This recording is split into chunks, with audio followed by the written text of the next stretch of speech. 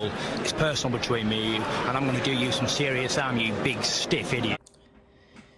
The Untouchable True School Sports Empire proudly presents something the boxing game's been missing. Hey, what's going on? It's your boy BT, and I came here to talk some boxing with the thousands of True School Sports subscribers.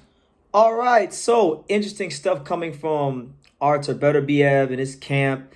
Shout out to John the Iceman Scully. You know, he's a good friend of the channel. I like Scully. He's a very down to earth, personable guy. You know, definitely has given and made his contribution to this sport in more ways than one. And if you don't know what I'm talking about, then you don't really know the Iceman. He's done a lot for boxing, right? And that's why I respect him so much. But Scully John the Iceman Scully did a recent interview on Fight Hype, and the fine folks at Boxing Scene transcribed a specific part of that interview that I thought was interesting, right? Because this has been a topic here on True School Sports that we've discussed at length. We beat it like a dead horse, but I've never heard John give his take on this. So here's what he said, and it was about, you know, his fighter Artur Beterbiev on a potential fight with Benavidez, because we all know that there's a lot of history with this fight. You know, for those of you who don't know, because I understand people have lives and they're not boxing nerds like me who dedicate all their time and energy to covering boxing and following all the politics and all the moving around. Listen,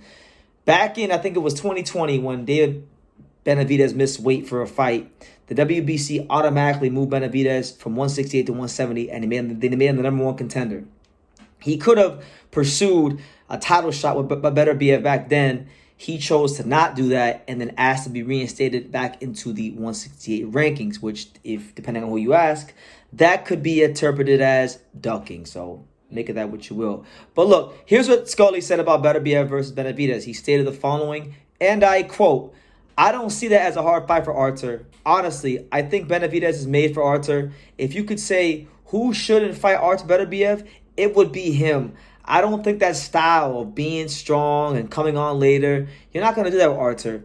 Artur wrote that book.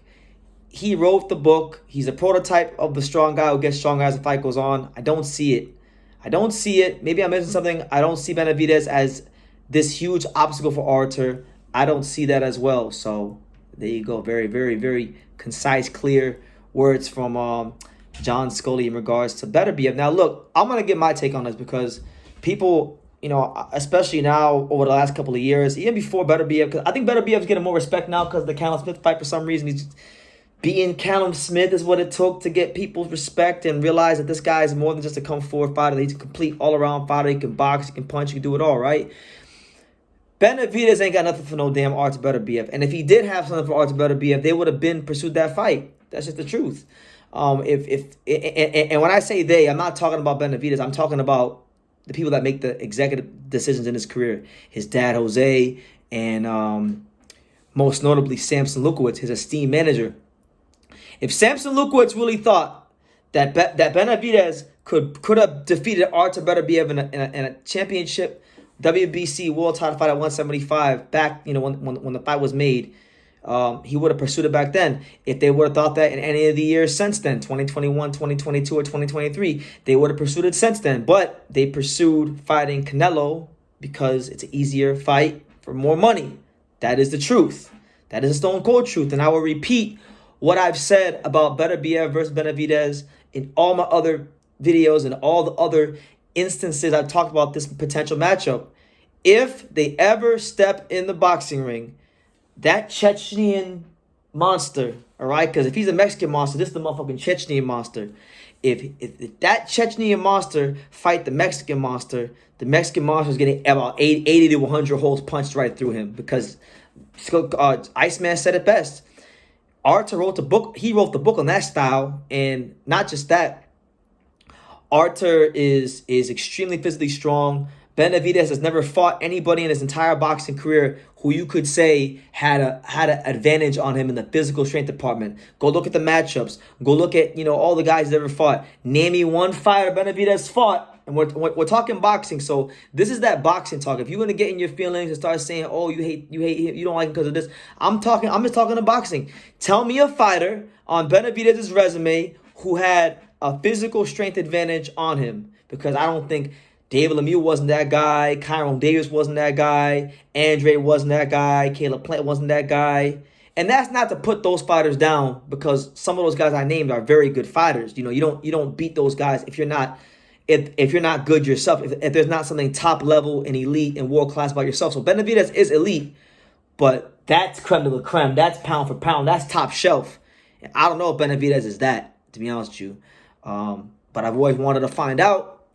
And with the way things are shaking out right now at this moment in time on January 29th, 7:32 p.m. Eastern Standard Time, you know, Jaime Munguia just fought in Arizona, Benavidez' hometown. He sold more tickets than Benavidez in his hometown. He's made himself more of a player in the Canelo sweepstakes. Canelo's talking about fighting Charlo. Canelo's talking about fighting Crawford. Should Benavidez get the fight? Yes. But are there options where Canelo could swerve the fight? Yes. So I go back to, and I reiterate my point of what I've said in my last couple Benavidez videos, which is he needs to worry about creating value for himself. And my thing is this. I think there's, even if you can't get the Canelo fight, I think there's some boxing fans that would love to see Benavidez fight the winner of Beterbiev versus Bivol. Why not? You know, you're the Mexican monster, right? So you can't just, and I can't believe I'm gonna do it. You know, I'm not a big fan of Andre Ward, but you know, I'm gonna quote Andre Ward. You can't just live off of reputation and say all these things.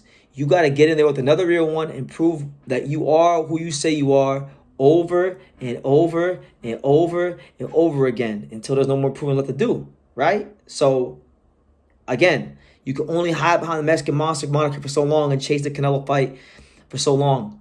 If Canelo decides to go another route, it's time to, you know, eat, you know, to take your Fred Flintstone vitamins, you know, eat your Wheaties, you know, eat Mexican, right? Eat the, you know, eat all the Mexican, eat all the tacos and burritos you want. Eat all that stuff, the enchiladas, all that stuff, carne asada, all that stuff. Whatever you want to eat, ice cream, eat whatever you need to eat. Eat your way up to 175. It shouldn't be too hard. He's a big kid, and let's put the. I want to see this hypothesis get put to the test, and I don't even care if it's Bivol either, right? But the Mexican monster versus one of the two Russians at 175. That's the way to go. That's the way to go. Cause I don't think, you know, I think Bivol is a more winnable fight just because Bivol, you know, we know Bivol ain't punching like that, but Bivol's got great boxing skills, so he has a chance to outbox Benavidez. But in terms of you want to have a fight, you want to go to war, you want to see whose balls are bigger, I don't know if he got bigger balls than that dude right there, and that's just the truth. So listen, it's a good fight. I'm looking forward to seeing what Benavidez does next. I think there's some good options out there for him. You know, he could fight Morel. You know, if he can't fight Canelo, he could fight, I don't know. Not a whole lot of guys fight 168 outside of Canelo for him, right? So it might be time to just close the book on that chapter and explore a nice little future at 175. But let me know what you guys think. If Beterbiev and Benavidez fought, who would you favor and why? Leave your comments down below. Make sure you guys take the time to subscribe. And like I say in every single one of these videos, you can love me or you can hate me, but I'm just giving dang it. So until next time, take care, guys. Thank you for watching another video on the untouchable True School Sports Empire. For more great boxing content just like this video, click right here and make sure you subscribe. Much love from sunny South Florida.